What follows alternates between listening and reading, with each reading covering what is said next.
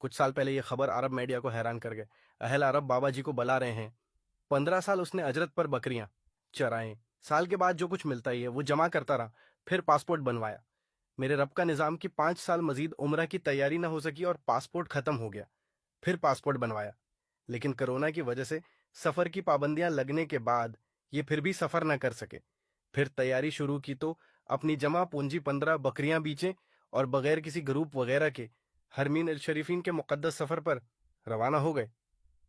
نہ ہوٹل کا انتظام، نہ کھانے کی فکر بس ایک ہی کہ بس کسی طرح ان کے دور پر پہنچ جاؤں۔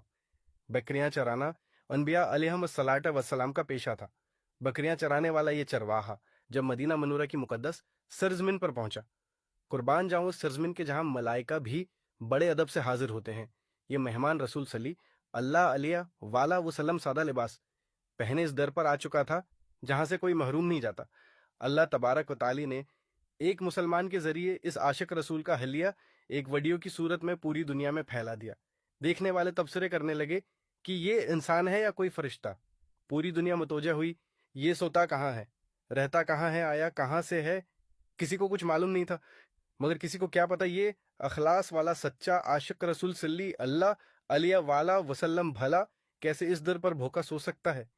کیا عرب کیا عجم سب دیوانہ وار چلے آ رہے ہیں خدمت کے لیے؟ اللہ تحقیق کرنے والوں کو معلوم ہوا کہ یہ نہ فرشتہ ہے اور نہ خاندان صحابہ کا کوئی فرد، بلکہ یہ پاکستان کی سرزمین اور بلوچستان جیسے پسماندہ علاقے سے تعلق رکھنے والا ایک غریب چرواہا ہے جو سچا عاشق رسول صلی اللہ علیہ وآلہ وسلم ہے۔ اللہ اکبر کبیرہ۔ جب عشق سچا ہو تو رب العالمین خود تمام انتظام فرما دیتا ہے۔ اب اس بابا جی کو اہل عرب کی جانب سے حج کے لیے بلوایا جا رہا ہے کہ یہ کیا نصیب ہے، کیا شان ہے، یہ صدقہ ہے مدینہ منورہ کا۔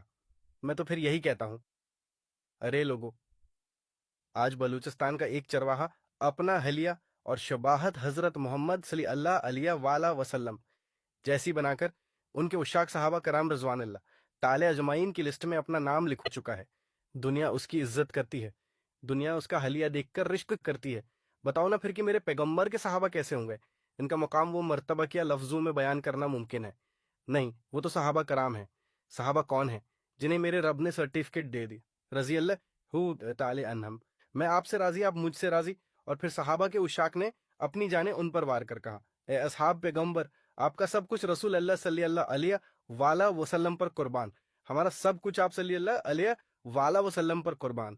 دعا فرمائیے حق تعالی ہم سب کو اخلاص کی دولت سے مالا مال فرما کر اصحاب رسول صلی اللہ علیہ وآلہ وسلم کی سچی غلامی اور پیروی نصیب کرے، آمین یا رب العالمین۔